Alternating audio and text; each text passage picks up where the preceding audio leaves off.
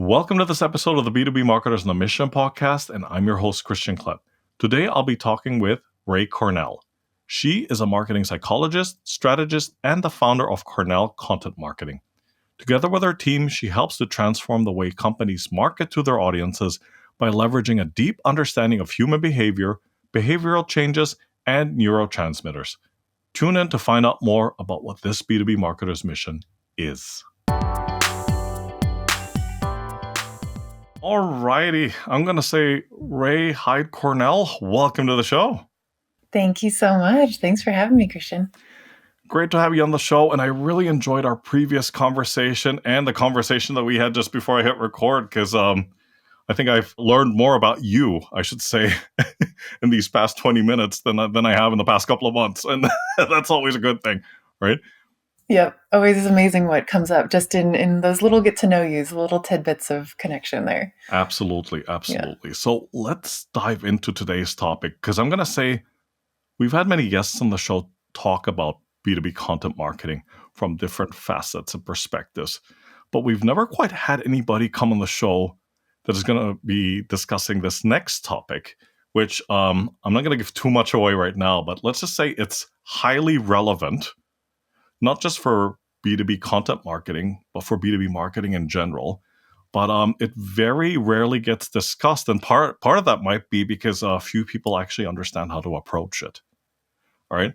So I'm going to stop keeping the audience in suspense, and I'm going to actually reveal what the topic is, right? That might be a good way to start. So you've been on a mission for a bit now to help B2B businesses become thought leaders by creating long-term demand generation strategies and eliminating short-term manipulative tactics like ads. So today, we're going to focus on a topic that I think is going to be useful to B2B marketers, and it's how to get 90% of pre-sold buyers using psychology-driven marketing. And I know that seems like a very, very deep kind of term, but let's unpack it here, right?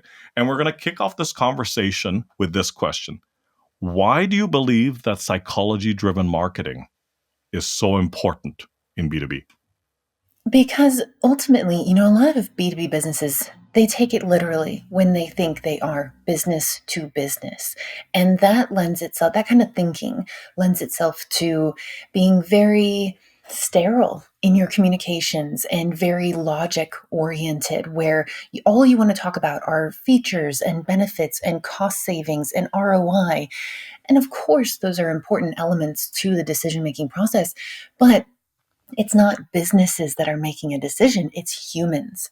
And humans are driven by psychology. And, we've talked, even just in this short amount of time, we've thrown out a lot of buzzwords. We're talking about thought leadership, psychology, demand generation, B2B marketing, organic, without all the manipulative tactics. We're throwing around a lot of these terms, but really everything that comes back to is helping businesses heal the relationships between their brand and their buyers. And the reason psychology is so pivotal in all of that is because the way to heal those relationships is by treating people with respect and treating them like humans, not treating them like transactions. What a great way to kick off this conversation. Absolutely. And I did have a follow-up question for you, Rai, just based on what you've been saying, right? And you've probably seen this online, especially on LinkedIn, more times than you care to count, especially in B2B content marketing. I don't know if you have a feeling, you know what I'm going to say, but there's a lot of talk out there and several camps of people in this specific field of yours that are saying that no, in fact, B2B content marketing has to be sterile, has to be factual, has to be logical, because it should appeal to a buying committee that consists of people in procurement and people that deal with vendors and all these different other functions, right? So I bring all of that up to say that B2B content at the end of the day must be boring. Boring wins at the end of the day. So I'm going to get off my soapbox now and over to you. Your thoughts on that? So the thing is, yes, there is a place for that very clinical, cut and dry, black and white. Here's what's included. Here's what's not. Here's what you can expect. Here's the ROI. There is a place for that. But the problem is, it's at the bottom of the funnel. We, as humans, tend to like to think of ourselves as very logic oriented, very rational, level headed decision makers, and we're not. We are very emotion driven. And the thing that I love about this marriage of psychology and marketing, and it's so funny that, you know, back in the day, if I go back 18 years ago, I was on a path to be a counselor in the prison system. And I worked in drug rehab centers and community counseling centers and a mental hospital. And I had this deep understanding of the paradigms of how we look at the world as human beings, how we shape our behaviors, and then to completely pivot over to something like marketing and for our models of understanding of human behavior to match up so perfectly with the marketing funnel of brand awareness, interest, decision, action. And then I always like to say there's a fifth stage that a lot of people forget about, which is retention. But for that funnel to map so perfectly to the way we process information and the way we form bonds and the way that we decide to take steps closer to people and things in our world, it tells me that there is something so valuable here. And what a lot of the people who you're referring to who say, oh no, B2B marketing and content has to be very clinical and cut and dry and logical. Well, you're never going to get to that point of the decision because the initial stages, there's two forks here. One is usually the people who are bringing you to that logic oriented table and conversation are the gatekeepers who make a decision based on, ooh, I like this post or I like this article that really helped me get closer to satisfying a request that my boss sent me on, or oh, this branding is very intriguing and interesting. And of course, these are all subliminal things that people are processing beneath the surface. But they have to like you and feel comfortable before they're even open to processing the logical information and bringing you to that, superficially logical decision making conversation, even though there's still emotion and relationship built under there. And the other thing I'll say about that is I don't know a single person in the business world who wouldn't agree with the statement that a huge part of business success is not what you know, but who you know, which tells us it's all about relationships and using content to form emotional bonds and relationships with people before they have a conversation with your sales reps. That goes a long, long way to giving you more cachet in that conversation when it does get to the logic point. Absolutely. Absolutely. And also, you'll agree with me on this, I'm sure. But nobody wakes up in the morning and says, you know what I want to do today? I'm going to read some boring content. Right? Right, right. Yes. Yeah. There was a study I was just reading the other day about what lasts longer in someone's memory.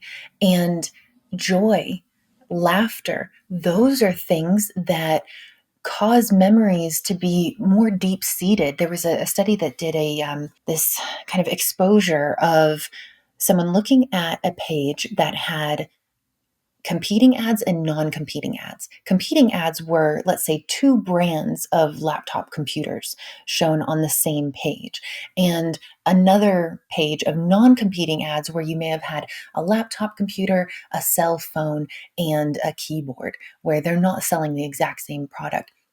And the study showed that when people were delighted, when they were introduced with humor and joy, they remembered the brands far longer in both instances than if you lead with scarcity tactics and trying to create a negative mood. So it's this, you have to focus on how people feel. And if you lead with that at the top of the funnel, then they're willing to come closer to you, learn more, spend more time with you, consider you more, and you can get to the logical part of the conversation, which is when all of those, battle cards and case studies and things like that really come into play. Absolutely. Absolutely. Okay, I'm going to move us on to the next question, which is about key pitfalls that B2B content marketers need to avoid and what they should be doing instead. Yeah. So this really goes back to respecting your buyer. I think a lot of us in B2C relationships with brands have had the experience where we feel duped or we go, oh, ad got me. The ad got me, because you see something eye catching, you see this grand promise, you click it, you engage with it, and then suddenly, oh, this is not what I thought it was. And how did I go down this rabbit hole? And ooh, I feel a little manipulated. I feel a little duped. I feel kind of lied to. We can't do that in the business to business world either, because that's really where we start to break down trust. And in business to business deals, the sales conversation lasts so long, months, sometimes even years. And if you're breaking down trust at the very first encounter with these manipulative scarcity, FOMO, you know, trying to pressure someone into making a decision before they're ready sorts of tactics, that those are the biggest pitfalls I see in marketing. That is going to make sure that you're leaving a bad taste in their mouth, as opposed to if you do the opposite. You build trust, you go slow, you allow your buyer to set the pace, and you are there for them every step of the way, answering questions and guiding them along the stages of change model. That's where you're going to be the one with the endurance to make it to that final decision-making conversation at the end of that long buyer journey. Absolutely. Absolutely. And I'm totally with you on the avoiding the use of manipulative tactics or creating this sense of urgency. I mean, Yes. I don't know about you, but creating the sense of urgency, I get that. But especially in these, like you said, some of these B2B transactions, I mean, we're talking about hundreds of thousands of dollars, right? Mhm. You can't Right. be using the Right. same, I'm going to call them supermarket tactics, right? Like promo Exactly. expires next week, right? Right, right. Or get those flowers before Valentine's Day, Mm-hmm. or Yeah. whatever the case may be. Yeah. Those are situations where, yes, a clock is relevant, but nowadays buyers are so much more savvy than they were 5, 10, 20 years ago. And if you use those tactics, you're just shooting yourself in the foot. And the problem is a lot of companies focus too much on ROI in a short time frame. And what they're sacrificing is more ROI over a longer time frame. Yep. Yep. Absolutely. I had one follow-up question just based on the things that you said earlier. Actually, your take on injecting humor into B2B content. What are your thoughts on that? Yeah, I love it. It's one of the things that it's so disarming. And in B2B relationship building, we are all so readily armed. If you think about just the way that you interact with your own LinkedIn profile, where you log into your account, maybe you check your messages, you see who sent you an email versus who sent you a connection request, how often is your default assumption, oh, this person's just trying to sell me something? Why is this person reaching out to me? Why do they want to connect? What are they trying to get me to buy? We are also armed and guarded. Whereas when you use humor, the simple fact of making someone laugh, and I try to do this on all of my quote unquote sales calls, which I call them that because people know what sales calls are, but I never think of them as sales calls. They're problem solution brainstorming calls. But I always try to get somebody to laugh, because they're only going to open up to me and really get into the meat of what we can actually accomplish together. Or if I'm not the right one to work with them, at least tell me what I can do to help them connect with the right person. That's only going to happen. We're only going to get to the most valuable information when they're at ease. And laughter is the quickest path to ease. So if you can make someone laugh with a LinkedIn post, an article, a video, an ad, an infographic, something that not only tells them, oh, this company would be enjoyable to work with, but also, oh my God, they get me. Like we can both laugh about the same shared experience and how ridiculous or how painful or how, mind-numbingly challenging it is to encounter, then you're starting on shared ground. And that's really what laughter and humor does, is it brings you together on that shared ground. Well, it's the best medicine, as they say, right? And by the way, I'm going to steal that one for a LinkedIn post. Laughter is the quickest path to ease. Yeah, yeah, good. Absolutely. The more people who are doing this, the more people who, and that's really when we talk about marketers on a mission, Yeah, my mission is to heal those relationships between businesses and buyers. And if you can share a laugh together, I mean, instantly your relationship is a little bit more healed. And so the more people we can get using these tactics and being more human to one another, mission accomplished. correct, correct, absolutely. I'm gonna move us on to the next question, which I'm not gonna say we're gonna psychoanalyze people, but let's dive into the psychology aspect of it, right? And you can't Yeah, talk about the psychological aspect of it without conducting research, right? right. So when you're leveraging psychology driven marketing, as I said, conducting the right research, having the right strategy also are important, right? So how can B2B marketers go about doing this quickly and efficiently? Because let's be honest, not everybody has 12 months to do research and then implement, right? These initiatives. Yeah, absolutely. So yes, research is important. Yes, outside data is important. But I think a lot of companies, especially when they're faced with a fork in the road where they have to decide, okay, either we are going to commit to this long journey of research and go all in on that, and it's going to take 12 months, or we could do this shorter route and commit to learning along the way. They often discount how much knowledge they really have inside of their organization. And this is when marketing often misses an opportunity to speak to other departments within a company. So, for example, one of the first things that I like to do when I start working with a new company is set up this feedback loop between the sales team and the marketing team, getting these two departments working in the same direction as opposed to being rivals who point the finger at one another. Marketing also needs to talk to service delivery. They need to talk to customer support.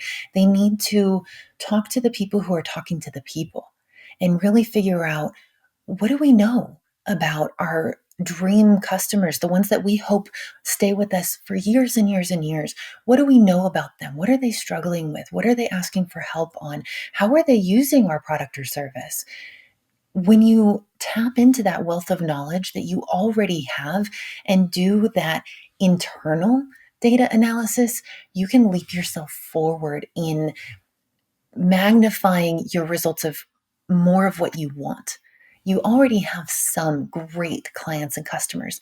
Magnify how much of that you have by examining that particular subset of data.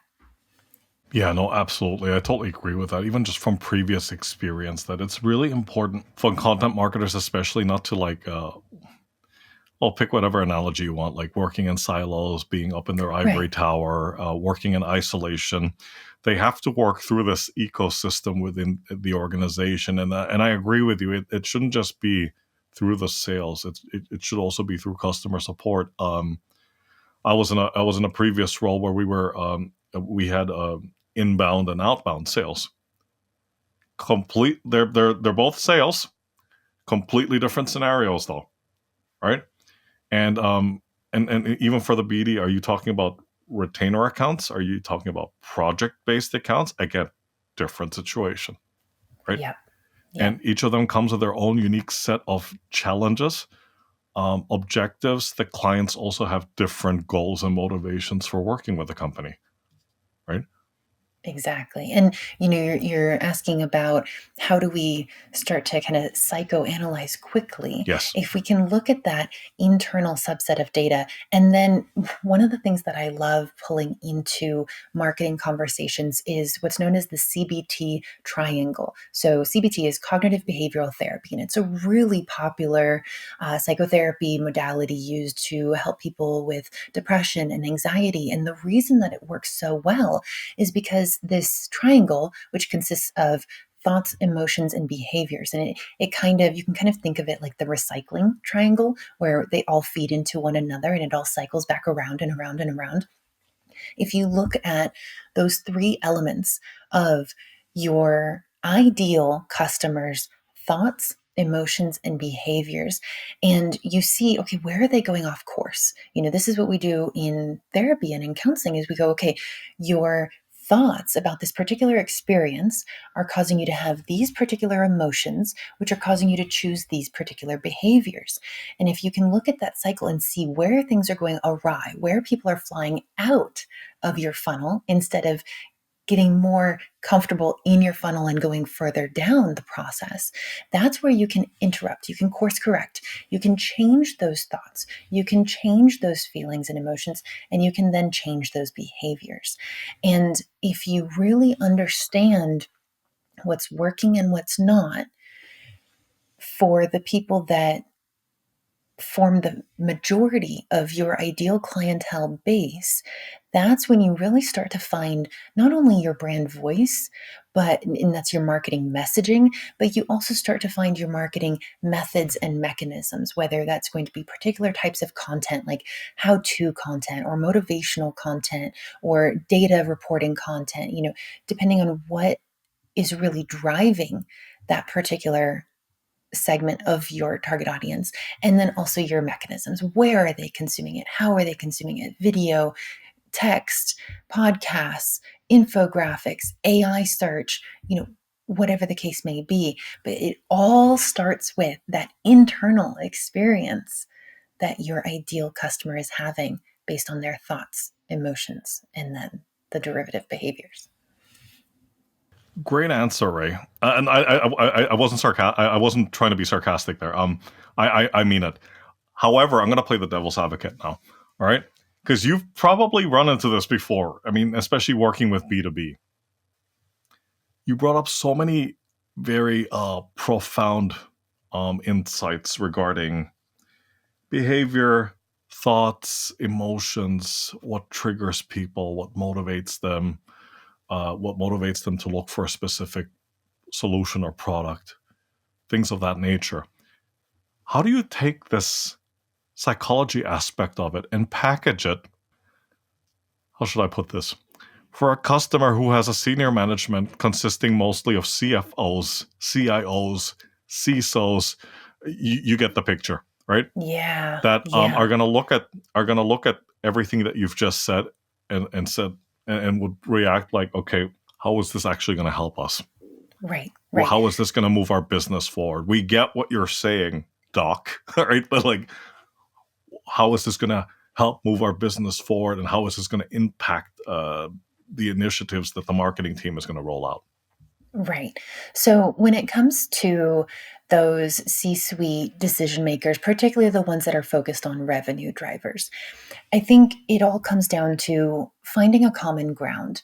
And I think everyone can agree, and this is why, even though it may feel trite and overused, the marketing funnel is that common ground for all decision makers.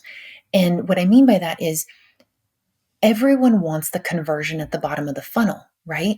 But I think everyone can agree, both logically and experientially, if you look at your past history as a marketer, that in order for people to get to the action stage, they have to get to the decision stage. And in order for them to get to the decision stage, they have to have interest in your brand. And in order for them to have interest in your brand, they have to be aware of you. And each of those things ties to parts of what you're going to execute in your marketing. So brand awareness is all about visibility. Interest is all about traffic to your website, your landing pages. And then the decision and action is all about engagement. You want people to take action and actually show initiative of coming towards you.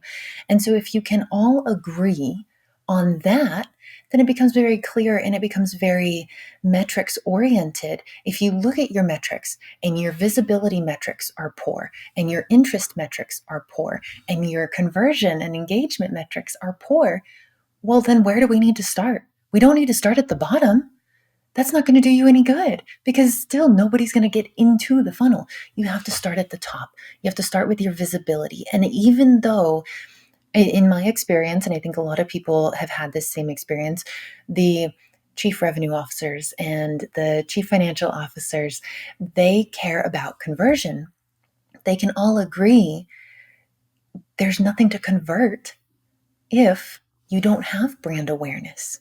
And so you have to look at the numbers very objectively and see where are we strong and where are we weak. And I have worked with companies that have fantastic brand awareness numbers. Their visibility is great. Their SEO ranking numbers are great. Their followers on social media, especially LinkedIn, are great. But they're not getting the traffic and they're not getting the conversions. If that's the case, well, then that points you exactly to where you need to start fixing the problem. And that means your top of funnel is doing really well. You're doing great with your top of funnel content, but now you need to focus on the interest aspect of it.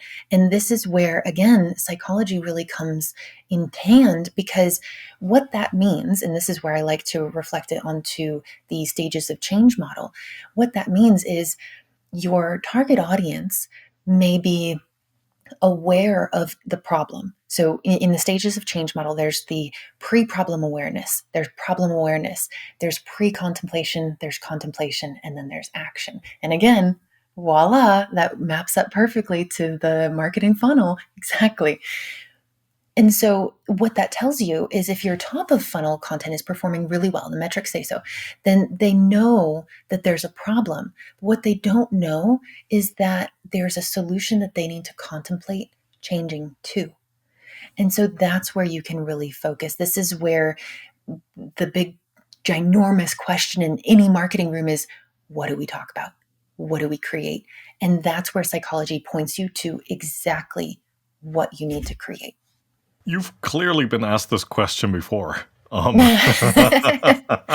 It's all, when we start talking about marketing and psychology, it sounds very heady and it sounds very like this amorphous, conceptual idea and this philosophy, but it's very practical. Yes. And that's why I love pairing data analytics with the stages of change model and the CBT triangle and the marketing funnel, because they all point you in the same direction. It's like using triangulation when you're trying to find someone's cell phone out in the forest. You are triangulating exactly where you need to start and where you need to solve problems in your funnel when you use all of these tools together. Absolutely. Absolutely. No, I do love the way that you've packaged that and how you've it's almost like telling a story, right? Like the different components in the story are interconnected, and I think what you've shown us in these past couple of minutes is the strong correlation between all these we can say moving parts, because there are a lot, right? No, that's absolutely right.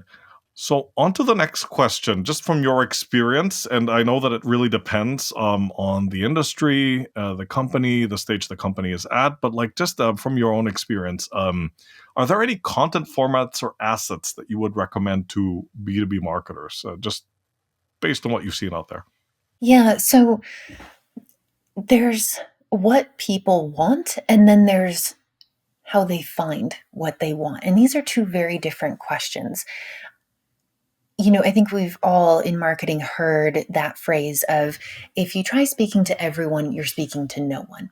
And so a lot of companies try to create all different kinds of format content. They'll create text-based long-form content, and then they'll chop that up and create infographics from it. So we have static images, and then they might also create videos or create kind of like a podcast version of that long-form content.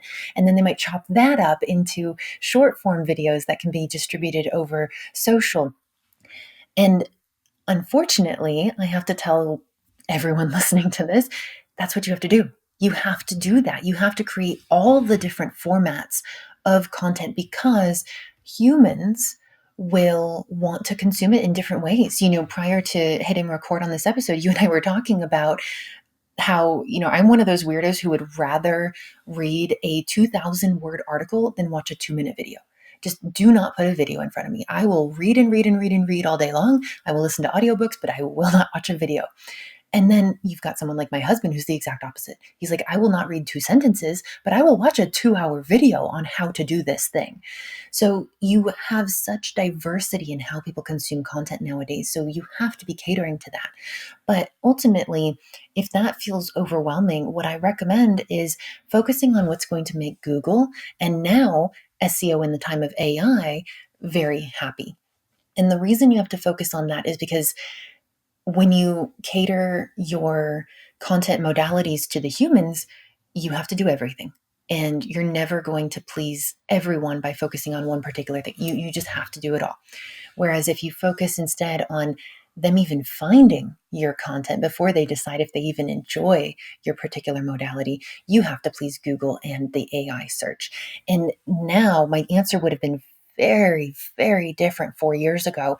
But now long form content, which includes snippets of quick, short answers that the AI can grab as a feature, coupled with a focus on images embedded within your content and here we go again, video, you can progressively work through these things. So that's typically what I do with companies when we're trying to figure out how to triage all of this content that we have to do. You start with the long form text because that is, if you can get that right, everything else is derivative from it. And it's going to be so much easier to make all the other criteria satisfied.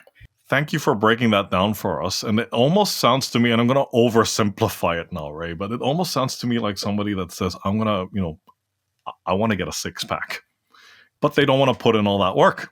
They don't want to put in, and they don't realize that it's not just about doing the cardio. It's also about watching what you eat or not eat, right? So there's a whole combination of factors involved there, and I agree with you because I do quite a bit of this like content development and copywriting myself. That you have to put in the work. You have to put in the work of writing out the long form content, and then you can. I'm just going to throw in another analogy here: get more juice out of the squeeze, right? Yeah, absolutely. Or chop it up is I think another popular term that everybody loves to use now, like especially with video, like chop it up into snippets or clips, or like what you said, extract some insights from that long article and create an infographic out of it, right? So something that would have been very dry and factual can actually now be very visually interesting because you've turned it into an infographic, right? Yes. Things of that nature.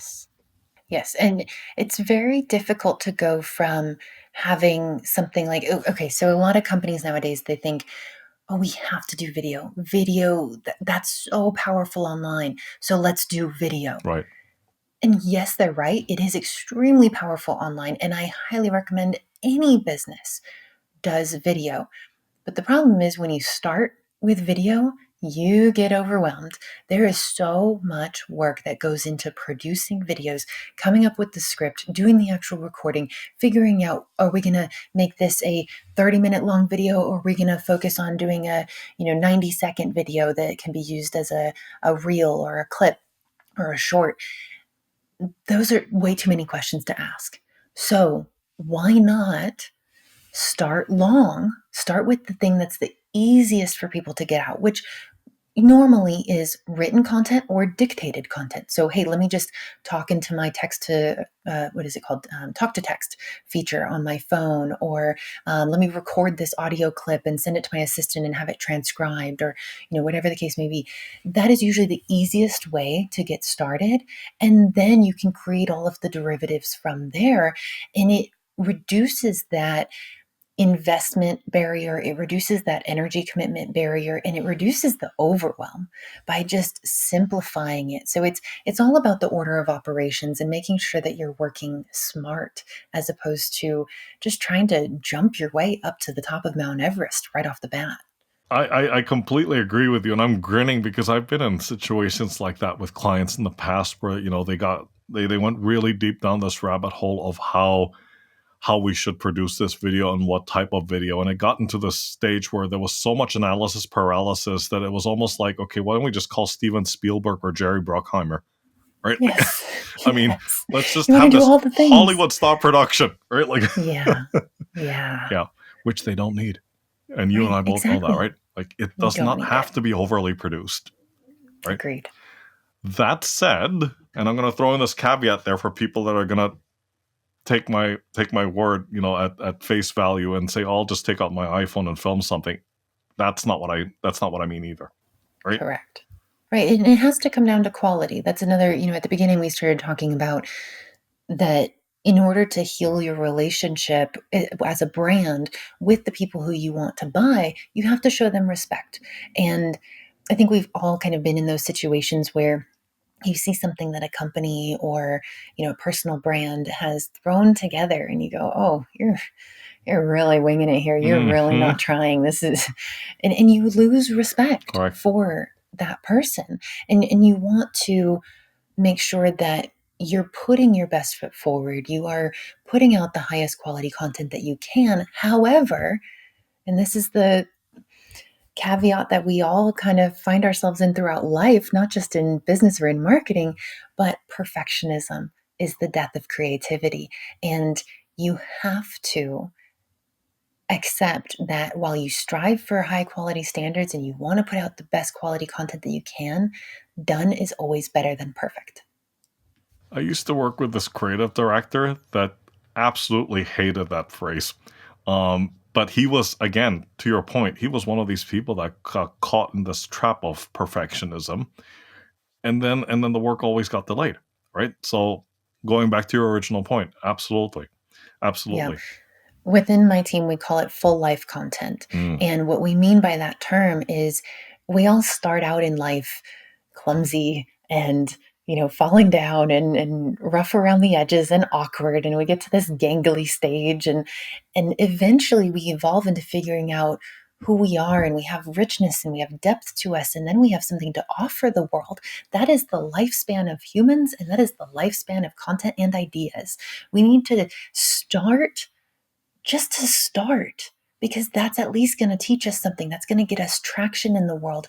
And then as that content lives and we learn, we know exactly how to improve it, and we can make improvements over time that gradually enrich that content and make it more and more and more valuable to our audience. But we can't just jump to the ripe old age of an 80-year-old perfect self-aware human. Neither can we do that with our content and our marketing. Absolutely, absolutely. We get to the point in the conversation where we're talking about actionable tips, and you've given us plenty already. So I'm going to narrow it down to 3 important things, all right? So just on this topic, right, of leveraging psychology-driven marketing for better results, what are 3 things that you think B2B marketers can do right now? Yeah. So, it's funny. I was actually just talking to a colleague this morning about how there's this tendency in B2B marketing for companies to over segment and over analyze and over personalize. And ultimately, what that ends up doing is it costs you more time and energy and resources to speak to fewer people. And so I think for a lot of companies that feel like they need to make a big change and they don't know where to start, which that is one of the biggest analysis paralysis issues that we see in the marketing world, is pick your largest group and focus on that first. You will always find spin-offs and subsets and subcultures eventually down the line. But even if that largest group is something as simple as, the example my colleague gave earlier was Johnson and Johnson speaking to women, just women, grandmothers, aunts, sisters, mothers, just speaking to women. If you start there and you start creating content that are going to help women make this decision to come closer to you and choose you as their brand that they're loyal to, you're going to learn so much and you're going to create so much that's valuable to you, not just in the short term, but in the long term. So, actionable tip number 1 is choose your largest segment, whether that's 40% of your audience, 80% of your audience. Choose that, focus there, start there. The next thing is, if you think about your marketing methods and mechanisms, particularly your methods, meaning how am I reaching people? Always, always, always do this litmus test of how would I feel if I was on the receiving end of this marketing? If you do not feel respected, if you feel duped or pressured or deceived, do not do that. It seems like such a simple thing, but it's this golden rule of treat others how you would want to be treated. And I can't emphasize enough how important that is in marketing. And then the third actionable step I would say is go back to the numbers. So many companies think they need to double down on the bottom of the funnel when they're not even getting anybody into the top and middle of their funnel. So go back to the numbers and let those point you in the direction of your absolute top priority, and do exactly that. Focus on the top priority, the top of the sales funnel, the part of the sales funnel that the numbers are showing you are in need of help more than what is below it and what is below it and what is below it. No, I love it. I love it. Let me just quickly recap for the benefit of the audience, right? So choose your largest segment and focus on that was the first step, or the first tip. The second one was, I would say, for lack of a better description, empathize with the target audience and put yourself in their shoes. And if you see this content or you see this marketing, how does it make you feel? Do you feel like you're being manipulated? Do you feel like you're being pressured? Do you feel like you're being pushed to make a decision right now? Right. And number three is going back to the numbers, right? And focusing on those. Excellent. Excellent. Ray, I'm going to ask you to stay on your soapbox a little bit longer, if that's okay with you. But the question is, what is the status quo in your area of expertise that you passionately disagree with, and why? And my sense is that you have a lot of things that you disagree with, but just pick one. I do. Yeah. There's a lot, even though I am a marketing professional, there's a lot that I don't like about the marketing and advertising industries. But I think the one that I think really encapsulates everything that we've talked about today is that a lot of people, especially decision makers, in their attempts to be very logical and be very rational, which that's all about the ego, right? We all want to feel like, oh, yes, I'm very level headed and pragmatic, and I just follow the numbers and I just do, what the most logical decision is. They lose sight of what's actually going to be required for their long term success. And if you focus purely on revenue, you're going to have some short term success at the cost of alienating a huge population that could set you up for slow, steady, stable growth over time.